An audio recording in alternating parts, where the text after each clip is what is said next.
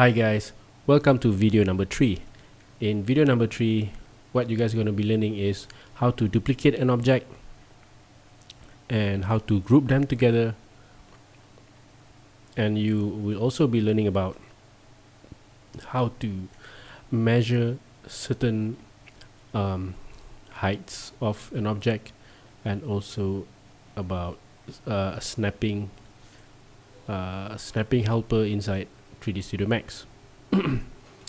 Alright, so first off is duplicating an object. So I'm going to create a new object here. I go to my create tab, right, and I go and create one box, right? Okay, now this box here, so let's say if I want to, if you see my box here, I have a lot of this segment here, a lot of these polygons. What you can do is just go to the modify panel. Yours might be okay, but because I didn't reset my 3D Studio Max, so it has that settings. So just reduce the length segment to 1, 1, 1, enter. Now we are the same. Alright, so going back to create tab here. So I got my cube. Now I want to duplicate it. So there are two ways to duplicate an object. One is by holding shift. Make sure you use the move tool, the W, and then hold shift and drag where the clone, where you want that clone to be. Let's say if I want to push it on the x-axis, so hold shift and click and drag to the x-axis. Then this clone option will pop up. Alright, it will ask me what type of clone object do you want. If you want that object to be standalone, you can choose copy. That's instant and reference. What you want is copy and number of copies. Let's say if I want number of copies to be 2 or 3, or you just say just 2, and you can also rename that, but I'm not going to rename it. So just number of copies 2, and I hit OK. It will actually make another one, right? And if I select all 3 of these and I hold shift and I push it at the y-axis, and then let's say if I choose just 1 copy and hit OK, so there you go. That's how I duplicate it. So the next thing I want to show you is the other method of cloning. So if I select the model, I can right click and choose clone. If I click on that, let's say I want to copy and I hit OK, the object is actually at the same place as the original. So all I need to do is just push it out of the way, and then I have my copy. Alright, let's see if I want to do all over again throughout the whole thing. Right click, clone, copy, OK, then I push it in front. There you go, that's my copy. Alright, each have unique name. You can open the underlay manager here. You'll see box 1 all the way. Now I have got box number 14, which is this one. This will be box number 12. Alright, so I'm going to delete some of this which I don't need. Now about grouping. Okay, so let's say I want to group this together, right? What I can do is select all these 6 boxes, and then I can go to group at the main menu here and choose group. I can name the group, let's say boxes, and hit OK. So the next time I want to move it around, I can just click one of it and it will select all, and I can move it around very easily. I can even rotate together like that. But group is like a temporary group.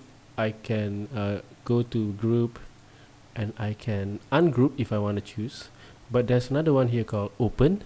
If I click open, it will temporarily ungroup the object. But you can see there's a pink bracket here. It shows that it's actually part of the same group. See, the more I push it away, the more bigger the bracket is. It's showing the link between this cube and this box with the other box. So let's say if I do some modification, and then I will select any of the cube, any of the box, and then go to the group, and I can close. This will actually it will close back the group, then I can move together again, right? But if I want to permanently ungroup this, I can just go to select the group, go to ungroup, and now it's its own individual object. Okay, things like that. Right. Okay, measuring tools. Alright, so measuring tools. Now we're going to measuring tools. How do we, let's say if I have this box, I want to measure the height of this box. Obviously I can just go to the modify tab and read my heights.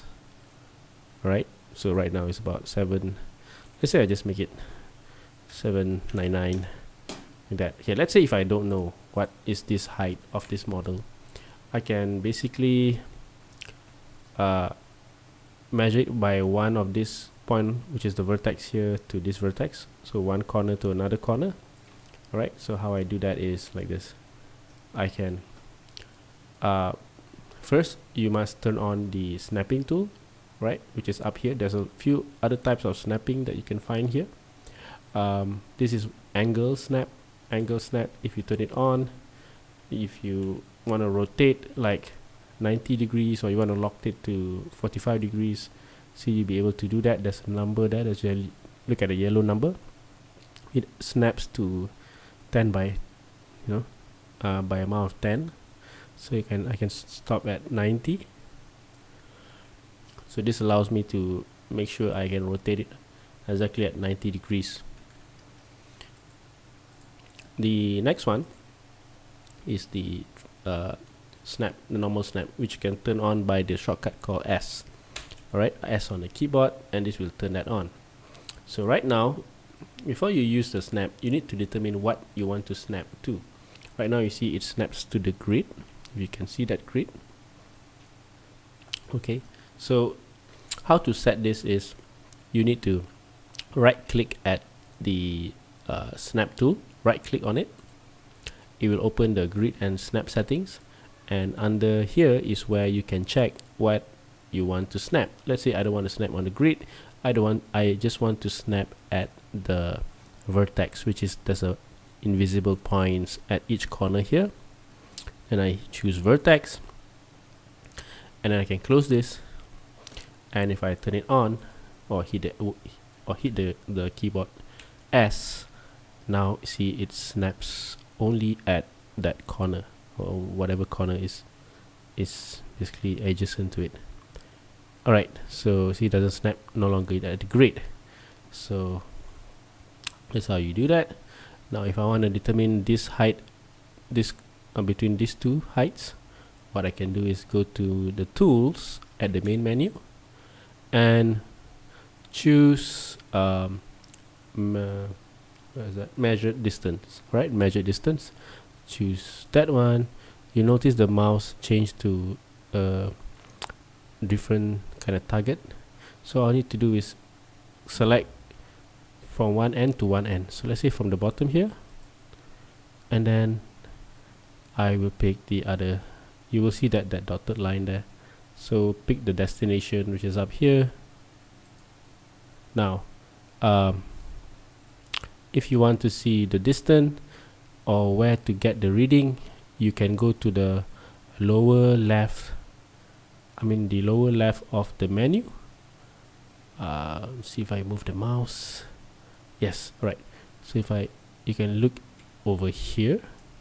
You see distance 799 millimeters, 799 millimeters. It gives you that reading. Alright, so if I want to measure again, I have to make sure the snap is always on. I can just switch to the select object mode, and then I go to the tools, measure distance. I can measure between this length here, choose one to another one here, and this gives me the reading of 767.41 millimeters, which is true, which is the width is 767 0.41 millimeters. So that's how you measured your distance between, or the length between one to another. Alright, now another simple tool regarding measurement that you can use beside the one I showed you just now is by using the under the create panel, and then you go to the helper, and there's a tape here. It's like a measuring tape, which actually is quite it's more easier, but depending on what you want to use. Alright, so for example, if I create a box, right, and if I want to measure the heights of this, okay, of this a box, just maximize the view there.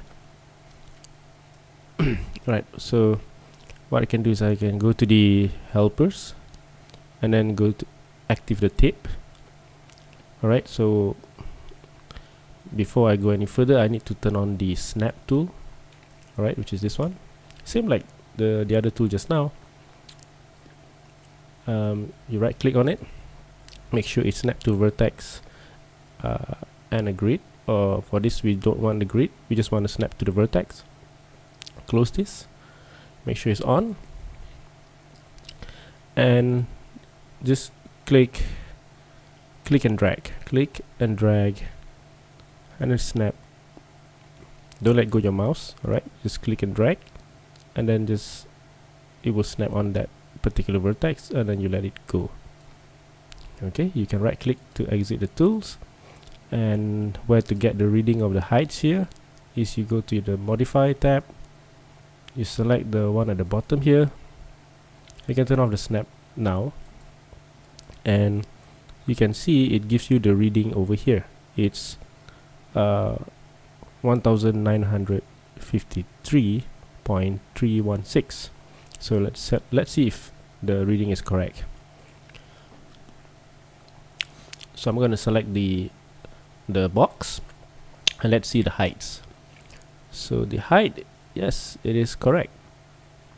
Alright, it is displayed as 1953.316 millimeters. Alright, as same as the information that is given here. Okay, so for example, so let's say if I select the end point and I move it, it actually gives me a different reading. See, now it's more higher. Another thing that is more advantage if you use this one is that you can measure it by different type of angle like this. You know, if you go any angle, it should give you the measurement. I'm gonna undo that, but you can also specify a specific length. Alright, let's say if I want to determine a height of 2500 millimeters, I can just turn this, enable this option, and double click on the value and type in 2500 and enter. So what it does is it gives us the length of 1500 millimeters. Okay, so from here to the top here, but the end point did not follow. That's just the downside of that. Okay, so that conclude for this very short tutorials, just to cover these important parts. We will continue to part 4, so I'll see you guys in part 4, and thanks for watching. Bye.